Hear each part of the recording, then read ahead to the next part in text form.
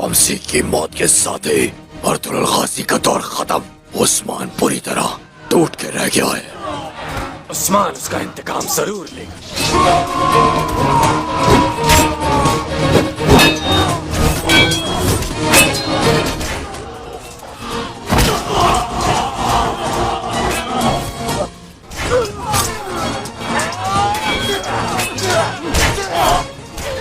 عثمان آخر اس جال سے کیسے بچ گیا؟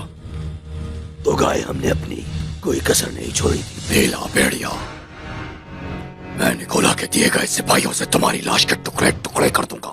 سیاست برتی نکولا نے. ایسا لگتا ہے اس نے تو گائے سے دوستی کو برقرار رکھنے کے لیے ایسا کیا. نکولا کو پتہ چل سکتا ہے کہ ہم نے یارگوچوں کے خلاف بغاوت کی ہے. اس کے معلوم ہونے سے پہلے میں اسے اچھی طرح استعمال کر چکا ہوں گا. پامسی صاحب نے یہ تلواریں مجھے دی، تم سب یہ بات جانتے ہو. یہ ان کی نشانی ہے. میں بالکل ویسا ہی کروں گا جیسے عثمان صاحب کہیں گے. لیکن دیر کو ہے، اب الوداع کہہ دو انہیں. ہم انہیں پھر سے الگ کریں گے اور ان کے گھناؤنے اتحاد کو ختم کر کے ان کے سر کچل دیے جائیں گے. لیکن پہلے تو گائے، پہلے اس سے ہر چیز کا حساب ہوگا.